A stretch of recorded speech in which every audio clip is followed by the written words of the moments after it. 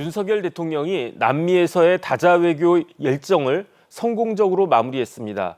조원두 국립외교원 인도태평양 연구 교수님과 관련된 이야기 나누어 보도록 하겠습니다. 교수님 안녕하셨습니까? 안녕하십니까? 네.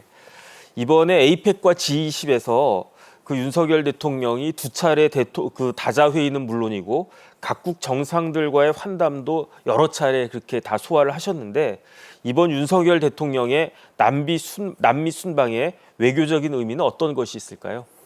네, 이번 에이펙 정상회의와 G20 정상회의에 참석하신 윤석열 대통령의 외교적 행보에 대한 외교적 의미를 짚어보기 위해서 한 세 가지 정도로 말씀을 드릴 수가 있는데요. 네네. 일단 먼저 이제 가장 중요한 것 중에 하나가 바로 이제 최근 러시아와 북한 간의 안보적 밀착과 협력으로 인해서 특히 이제 북한군이 러시아 전쟁터에 파견되면서 이 그런 부분들이 이제 사실 한반도 정세에 상당히 영향을 미치고 있어서 그 부분을 이제 이 다자 회의에서 국제적인 어떤 지지라든지 아니면 이 러시아와 북한 간의 안보 협력에 대한 국제적인 비난의 목소리와 또 이런 밀착에 대한 중단을 요구하는 것을 이제 국제사회에 요청하는 부분에서 많은 이해와 지지를 이끌어냈다는 점에서 상당히 의미가 있다고 보겠습니다. 네네. 두 번째로는 이제 한미 동맹 강화, 특히 이제 바이든 정부에서 한미 동맹이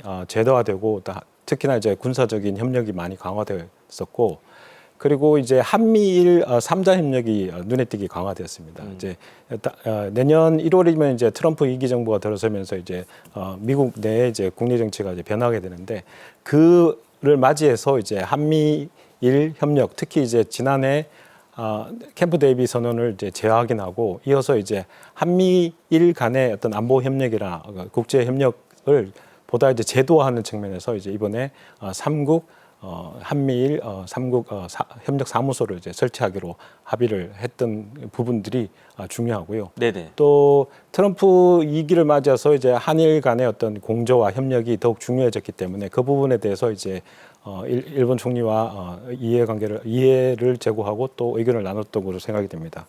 그리고 이제 러시아 북한 간의 안보 협력이 강화되면서 이제 중국이 어떤 어느 정도의 역할을 할 수 있는 부분들이 생겨났기 때문에 중국과의 관계도 좀 개선하는 그런 물꼬를 텄는데 특히 이제 2년 만에 시진핑 주석과 정상회담을 함으로써 참 상당한 의미가 있었다고 보고요. 네네. 마지막으로 이제 다양한 국가들의 어떤 정상들과 실리적인 측면에서 정상회담을 했던 부분도 외교 다변화 측면에서는 상당히 의미가 있었다고 생각이 됩니다. 네, 어쨌든 지금 한반도 정세가 심상치 않은데 그것과 관련해서도 소득이 있었고 무엇보다도 한미동맹, 한미일 동맹 등과 관련해서도 많은 소득이 있었던 것 같습니다. 이번 에이펙과 G20 정상회의가 있었던 남미 순방에서 윤석열 대통령은 기아, 기후, 사이버, 환경 등 이런 여러 분야에 대해서 제안들을 많이 내놓았다고 제가 들었는데 구체적으로 어떤 내용을 들 수가 있겠습니까? 예, 사실 이번 정상회의를 통해서 한국이 가지는 어떤 경험이라든지 강점을 네네. 상당히 많이 보여줬다고 생각이 됩니다. 일단 기본적으로 이제 한국 같은 경우는 국제사회에서 개도국에서 선진국으로 성장한 대표적인 모델로 많이 인식이 되고 있는데요. 그러한 측면에서 이제 윤석열 정부가 추구하고 있는 글로벌 중추국가 외교에서 가장 핵심적인 부분이 바로 기업 외교입니다. 네네. 근데 기업 외교 측면에서 이제 이번 정상회담에서 이제 윤석열 대통령은 특히 개도국에서 발생되고 있는 빈곤 문제라든지 그리고 개도국들이 겪고 있는 기후 위기 문제 이런 부분에 대해서 국제사회가 서로 협력을 해서 해결해야 된다고 목소리를 내면서 이제 한국의 어떤 책임 외교, 기여 외교를 이제 강조했다고 보고요. 그런 측면에서 아까 말씀드린 바와 같이 우리가 개도국에서 선진국으로 발전한 전 세계의 어떤 모델로서 어떤 이런 개도국과 선진국의 어떤 가교 역할을 할 수 있는 그런 부분에서 이제 상당히 의미가 있었다고 봅니다. 그런 부분들을 많이 강조를 하셨고 또한 한국이 가진 어떤 강점들 이제 뭐 기후위기 대응을 위한 어떤 역량이라든지 아니면 청정에너지, 재생에너지 부분 이런 부분들이 한국이 가지고 있는 기술력이나 이런 노하우들을 이 국제사회에서 얘기를 하면서 이제 좀 더 기여를 하는 측면에서 이제 국제사회에 어떤 이 문제들을 해결하는데 한국이 책임 있는 당사자로서 역할을 하겠다는 부분들을 천명했던 것으로 보입니다. 네, 이제 우리나라가 글로벌 중추 국가로서 국제 사회에 대해서 목소리를 낼 수 있는 그런 나라가 됐구나 이런 생각이 들어서 뿌듯한 마음이 듭니다. 그런데 G20 하면은 이제 공동 선언문 쭉 나오지 않습니까? 이번에는 공동 선언문에서 어떤 내용이 담겨져 있을까요? 네, 이번에 이제 G20 공동선언문에는 한 85개 정도 항이 많이 실려 있는데 네네. 그 중에 이제 대체로 이제 G20 주요 정상회의는 주로 이제 작년에도 그렇지만 이제 글로벌 사우스라든지 개도국에 대한 협력이라든지 지원들이 많이 포함이 되는데 이번에도 작년과 비슷하게 이제 개도국에 대한 그리고 글로벌 사우스 국가에 대한 협력 이런 부분들이 많이 담겨 있습니다. 그래서 아까 말씀드린 바와 같이 기아나 빈곤 대치 부분들 내용이 들어 있고 그리고 무엇보다도 지속 가능한 개발과 그리고 에너지 부분들이 개도국들이 많이 취약하기 때문에 에너지 전환 부분에 대한 협력 그리고 글로벌 가버넌스 제도 개혁 등 이런 부분들에 대한 내용들이 포함이 되어 있고요. 그래서 이제 그런 부분들이 이제 포함이 되어 있고 그리고 그 G20 공동선언문에 들어있는 내용 중에 중요한 부분이 이제 지금 지정학적 변화가 일어나고 있는 중에 특히 이제 러시아 우크라이나 전쟁이라든지 중동에서 일어나고 있는 전쟁 등 지정학적인 그런 어떤 충돌이나 이런 부분들에 대한 국제사회의 어떤 해결 노력이라든지 관심들 이런 부분들이 포함이 되는 이런 전쟁과 모든 무력 분쟁에 대한 어떤 고통이 가중되어 있기 때문에 이런 부분들을 국제사회가 인식을 하고 네네. 서로 협력하고 연대하면서 해결해 나가야 된다는 부분들이 이제 포함이 되어 있는 것으로 보고 있습니다. 85개 조항이 굉장히 많아 보이는데 그래도 중요한 것은 역시 보호무역주의를 경계한다. 그다음에 제일 중요한 거는 무력 분쟁은 반대한다. 이런 내용이 아닌가 그런 생각이 듭니다. 그다음에 이제 주요국 정상들이 모두 모였으니까 그러니까 전반적으로 다자 회의가 있을 수밖에 없었는데 에이펙, G20 모두 다 다자 회의 아니었겠습니까? 어떤 성과가 있었습니까? 이 다자 회의에서? 일단 지금 다자 회의 같은 경우는 아까 말씀드린 바와 같이 이제 글로벌 현안들을 많이 논의를 하고 있고 특히나 다자 회의는 이제 말 그대로 다자 여러 국가들이 참여를 해서 글로벌 문제에 대한 문제들을 논의하고 있고 도전들을 해결하는 방안들을 이제 서로 이제 정상들이 모색하는 부분인데 네네. 아까 저희 앵커께서 말씀하신 바와 같이 이제 내년이면 이제 트럼프 정부가 들어서면서 트럼프 정부가 내세우는 게 일단 이제 마가 팔러시 즉 이제 그 미국 우선주의하고 그렇죠. 이제 거래적 접근을 토대로 한 외교를 표방하겠다고 이제 많이 얘기가 되고 있습니다. 특히나 그런 측면에서 보면 이제 이 향후 이제 트럼프 정부는 이제 기존의 어떤 자유무역이라든지 공정무역 그다음에 개방된 무역보다는 보다 이제 양자 무역이라든지 보호주의적인 측면의 어떤 무역을 어떤 추구할 거라는 게 예상이 많이 되고 있는데 그러한 네네. 측면에서 이제 다자회에서 여러 국가 정상들이 모여서 어떤 무역 기조를 계속 이제 자유무역과 개방무역, 뭐 투명성 무역 이런 것들을 강조하는 부분들이 하나의 어떤 중요한 성과라고 생각이 됩니다. 네네.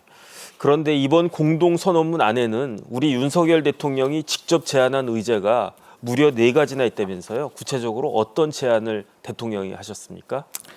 예, 일단 아까 말씀드린 85개 제안 중에 이제 조항 중에 이제 그 우리 윤석열 대통령께서 제안하신 4개의 어떤 의제들이 우리 한국이 이제 역량을 발휘할 수 있는 부분들이 많이 포함이 되어 있는데요. 그 중에 하나가 이제 이 각 나라가 건전 재정을 확보하는 노력을 추구해야 된다. 네네. 이런 제5항에 포함이 되고 있고 두 번째로 이제 올해 이제 부산에서 이 유엔 플라스틱 협약에 관한 회의가 지금 진행될 예정인데 그래서 이제 58항에 이제 부산 개최 유엔 플라스틱 협약에 관한 내용을 포함을 시켰고요. 그리고 77항에는 이제 그 포용 안전 혁신 원칙에 입각한 인공지능 사용 개발, 이제 인공지능 시대로 이제 들어서면서 인공지능에 대한 이용과 사용 개발에 대한 어떤 스탠다드라든지 이런 규정이라든지 가이드라인이 필요하기 때문에 이런 부분에 대한 노력들이 포함이 돼야 된다는 내용을 포함을 시켰고 그리고 기후위기 대응에 있어서 이제 무탄소 에너지 확대를 통한 국제적 연대 심화 이런 부분들을 포함을 시킨 것으로 이제 알고 있습니다. 네네.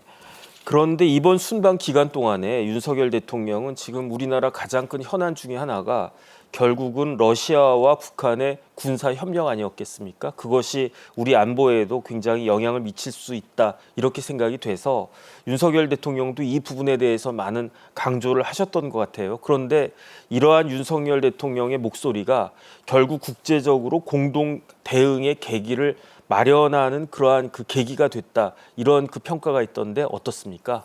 네, 사실상 이제 한국이 가장 중요시하는 안보 현안들을 이제 국제사회 다자 무대에서 이제 국제사회의 어떤 지지라든지 이해를 제고하는 부분에서 상당히 성과가 있었다고 생각이 되고요. 특히나 이제 러시아 북한 문제 같은 경우는 우리 한반도 국제 정세라든지 한반도 안보 정세에 상당한 많은 영향을 미치고 있고 특히 북한이 이제 1만 명 넘는 병력을 이제 러시아에 파견을 하고 또 그 반대급부로 이제 러시아가 북한에 어떤 군사 기술을 제공한다는 그런 얘기가 많이 있기 때문에 이런 부분들이 한반도의 안정에 어떤 해가 되는 저해하는 요인이 됩니다. 그런 부분에서 이제 이런 국제사회에서 북한과 러시아 간의 안보적 연대라든지 공조 이런 부분들을 불법적인 부분이다. 그리고 이 국제사회의 어떤 안정을 해치는 그런 요인이다. 특히 이런 부분들이 이제 한반도의 어떤 안정을 해치거나 한반도를 불안하게 하는 것뿐만 아니라 나아가서는 이제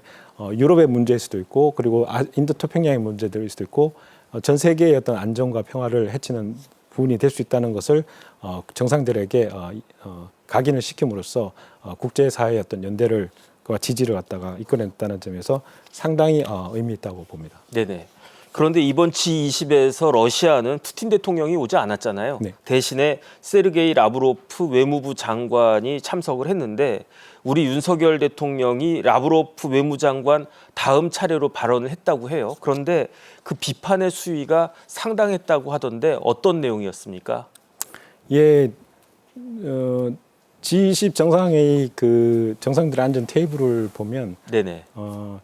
그 윤석열 대통령이 앉은 테이블 왼쪽 두 번째 옆에 이 러시아 외무장관이 앉아 있었습니다. 상당히 가까운 거리죠. 네네. 가까이 우리 앵커가 앉은 거리랑 비슷한데 그 네네. 가까운 거리에서 이제 러시아의 어떤 러시아와 북한 간의 어떤 안보적인 밀착 그리고 이 국제사회의 어떤 안전을 해치는 이런 불법적인 행위에 대해서 국제사회의 어떤 정상들에게 얘기를 하고 이해를 제고시키고 지지를 이끌어내는 부분들을 또 얘기를 하면서 이 러시아의 행위에 대해서 상당히 비판적인 목소리를 함으로써 상당히 임팩트가 있었다고 보고요. 네네. 그 이어서 이제 우리의 협력국들 미국이나 일본 그리고 캐나다 이런 호주 이런 정상들도 러시아의 행위에 대해서 불법적이고 이런 것들을 중단해야 된다는 목소리를 이어서 내므로써 상당히 어떤 국제사회의 어떤 연대나 지지를 정말 강하게 이끌어냈다고 생각이 됩니다. 네,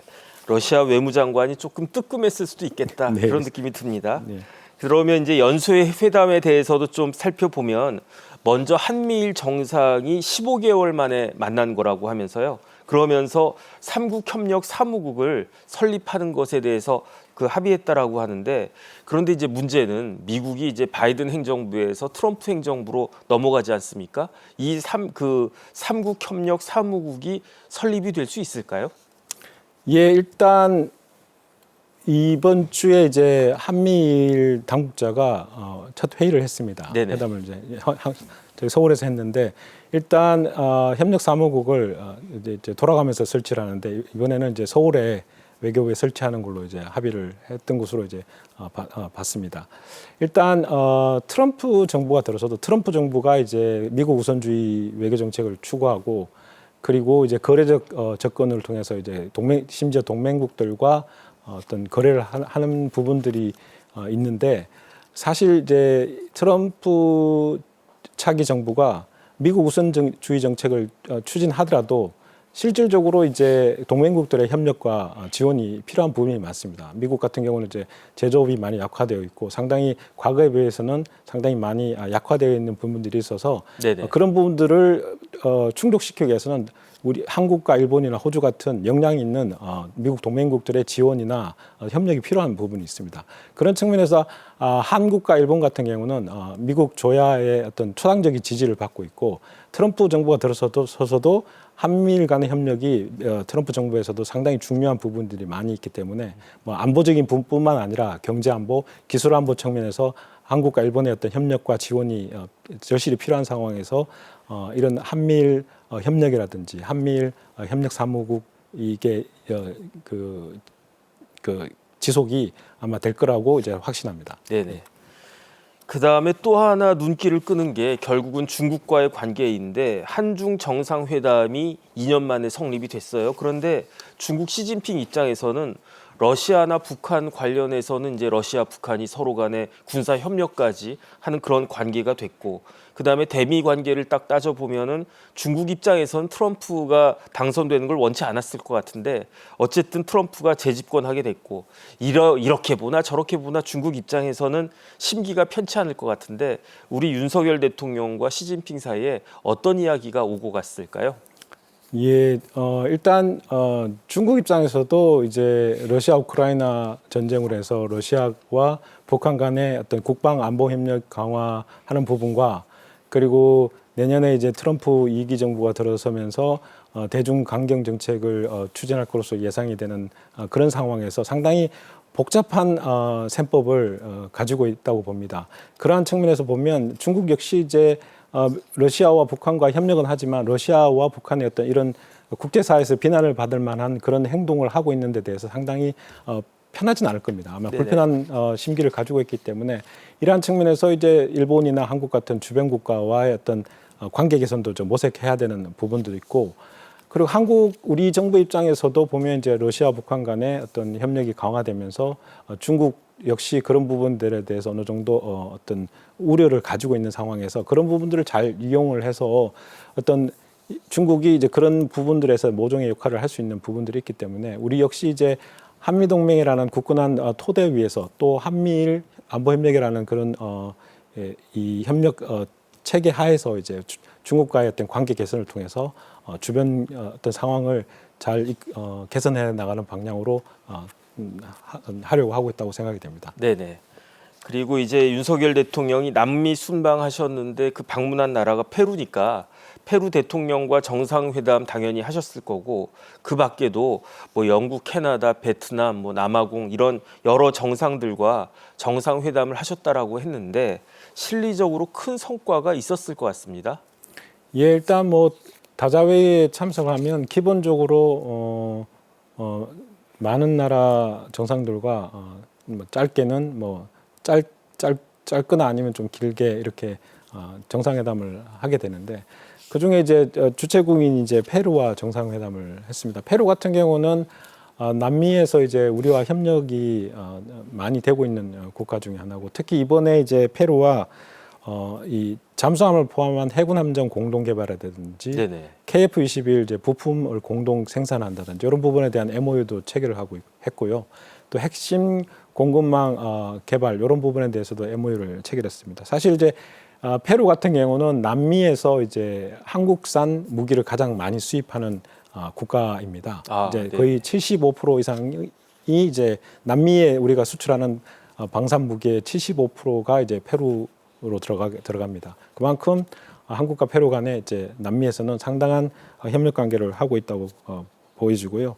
또 이제 그 계기에 뭐 베트남이라든지 뭐 호주라든지 그다음 뭐 아까 말씀드린 일본 뭐 그다음 중국 이런 국가들과 정상들과 이제 정상회담을 하면서 외교 다변화도 추구를 하고, 또 그들 국가와 이제 어떤 핵심 공급망이라든지 뭐 경제 안보 이런 부분들에 대한 협력 그 강화를 얘기하는 이런 부분들을 많이 포함을 했습니다. 네, 그 어느 때보다도 외교 성과가 풍성하게 있었던 것 같습니다. 그런데 이제는 격변하는 국제 정책 속에서 대한민국의 외교가 다변화되고 있다, 이런 평가가 있던데 교수님은 어떻게 보고 계십니까? 예, 이제 외교 이 다변화 측면에서 보면 모두에서 말씀드린 바와 같이 이 급변하는 국제 정세에서 우리가 살아남고 또 우리가 지속 가능한 번영을 하기 위해서는 다양한 국가들과 외교 관계를 많이 풀어가야 되는 상황이고 또 우리가 문제가 생겼을 때 우리의 협력국들의 어떤 지원이라든지 지지를 이끌어야 되는 부분들이 중요하기 때문에 이런 부분에서 보면 이번에 이제 에이펙이라든지 G20 정상회의에서 우리가 중시하고 있는 러시아 북한 간의 밀착에 대한 국제사회의 어떤 비난이나 지지를 이끌어내는 그리고 이제 거기에서 이제 러시아의 행동에 대해서 다자무드에서 당당하게 비판하는 그런 부분들이 이제 상당히 당당한 외교로서 의미가 있었다고 보고요. 또 이제 한미일 협력의 공조를 이제 좀 제도화했다는 부분들. 그러니까 이 제도화라든지 아니면 국제사회에서 우리의 문제를 개진하고 지지를 이끌어냈다는 그런 부분들이 상당히 다변화 측면에서 긍정적이라고 볼 수 있겠고요. 또 이번에 이제 에이펙에 참석하시면서 내년에 이제 저희가 경주에서 에이펙 정상회를 열지 않습니까? 그렇죠. 그 공동 차기 주최국으로서 그 에이펙 정상들에게 또 내년에는 한국에서 개최한다는 것을 이제 주지를 시키고 또 협력을 이끌어내는 부분들 이런 부분들이 다자외교에서 행해졌다고 봅니다. 네. 미국은 트럼프 2기를 앞두고 있고 그다음에 러시아는 또 북한과 밀착한 그런 상황에서 이런 상황에서 한반도의 안보가 굉장히 불안정해지는 것이 아닌가 그런 염려가 됩니다. 앞으로 윤석열 정부의 외교 전략을 어떻게 가져가야 될까? 여기에 대해서 교수님 의견은 어떻습니까? 일단 지난 몇 년 동안 이제 제도화되고 공고화된 이제 한미 동맹 강화 그리고 한미일 안보 협력을 이제 지속적으로 이제 계속 강화를 해야 되겠고 앞서서 말씀드린 바와 같이 한미 동맹이라든지 한미일 안보 협력 같은 경우는 트럼프 2기 정부가 들어서서도 어느 정도 이제 계속 유지가 되고 또 사안에 따라서는 강화될 그런 측면도 있기 때문에 그러한 것을 바탕으로 해서 주변국 특히나 이제 중국과의 관계 개선도 이제 모색하면서 이 글로벌 중추국가로서 상당히 이 국제 문제에서도 책임 있는 이해 당사국으로서 이제 한국이 기여할 부분에 대해서는 또 기여를 하고 또 국제 문제에 대해서 또 당당한 목소리도 내면서 이제 당당한 외교와 함께 이제 균형 잡힌 외교도 해 나가야 되지 않을까 하는 생각이 듭니다. 네. 지금까지 도움 말씀에 조원득 국립외교원 인도태평양 연구부 교수님이셨습니다. 네, 교수님 감사합니다. 감사합니다.